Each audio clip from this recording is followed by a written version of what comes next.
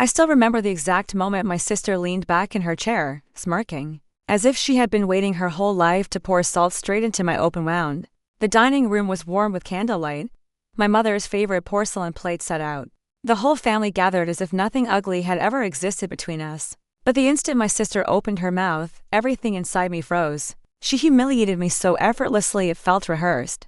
Like she practiced it in her bathroom mirror before arriving. She told everyone that I'd failed. Again, that the promotion I had been quietly hoping for hadn't come through, and that maybe it was time I accepted who the real achiever in the family was. People laughed. Awkward, pitying laughs. The kind that scrape across her skin. My father shifted uncomfortably. My mother scolded her with her eyes but said nothing, and me? I sat there, fingers trembling under the tablecloth, my pulse in my ears. What hurt the most wasn't the reveal, it was that she stole something I wasn't ready to share. It wasn't even fully true. My boss had simply delayed decisions until next quarter.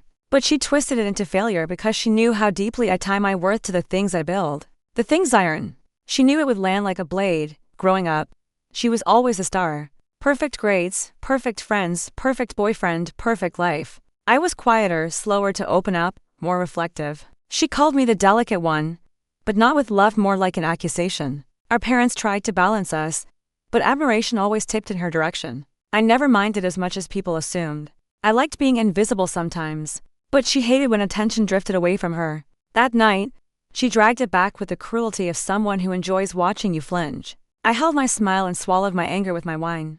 I didn't argue. I didn't defend myself. Not yet, because I had something she didn't know I had. Something she thought she had deleted months ago. Dessert was creme brulee. The cracking of sugar echoing around the table as conversation softened. Laughter returned except mine. I waited until everyone was relaxed, warmed by wine and nostalgia. My sister glowing under her imaginary spotlight. She loved moments like that. Being admired. Being unchallenged. Being untouchable. When the silence dipped, I gently cleared my throat. I actually brought something to share, I said. Casual. Almost apologetic. It's kind of personal. My mother's eyes lit up. My father nodded encouragingly. But my sister stiffened. She always sensed danger before anyone else. I pulled out my phone, opened the video, and placed it face down until I was ready. My hands no longer shook, strange considering how alive the room felt suddenly. Like static rising before a storm. This is from the day of your company's charity gala. I said quietly to my sister. When you borrowed my laptop to work on your speech. Do you remember? Her smile collapsed. I watched panic flicker behind her eyes like someone throwing furniture across a room in the dark. There was a recording glitch, I continued. My webcam turned on, automatically. My sister exhaled sharply. You're joking. That's why would you even bring? But I pressed play. The video wasn't long. It didn't need to be. In crisp audio, my sister sat at my desk scrolling through my private messages, laughing softly to herself as she forwarded screenshots to someone off camera. And then her voice casual, cold, saying, she's too fragile to survive in that role anyway. I'm helping her avoid embarrassment. Plus, Dad will never notice if she stays. Average. My mother's spoon froze midair. My father's entire posture changed, shoulders tightening with a kind of moral heaviness I'd rarely seen. The room went still, as if even the air didn't want to move. My sister lunged forward. You don't understand. That was taken out of context. I was stressed and I locked eyes with her, calm as marble. You accessed my work email. You sabotaged my reputation with my supervisor. He told me someone had anonymously hinted I was unreliable.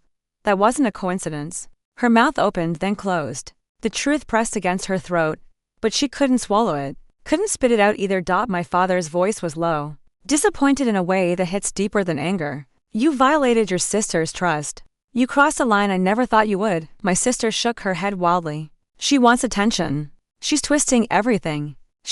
But for the first time in years, no one believed her, and I didn't gloat. I didn't raise my voice. Quiet justice tastes sweeter than rage ever could. I simply said, you humiliated me tonight. You've done it for years, but you don't get to rewrite the truth anymore. The dessert plates remained untouched. Conversations didn't return. My sister excused herself from the table with a trembling hand over her mouth, as if the weight of being seen the real her was finally too much. My mother reached for my hand. My father apologized, not for the past, but for not realizing sooner how much she had chipped away at me. And for the first time, I felt something that had been missing for years, space to breathe. I didn't ruin her life. I didn't need to. I simply revealed what she worked so hard to hide. Sometimes revenge isn't fire. Sometimes it's light, and once the truth is illuminated, it never goes dark again. If you want to hear more stories like this, stay close. There's always another truth waiting.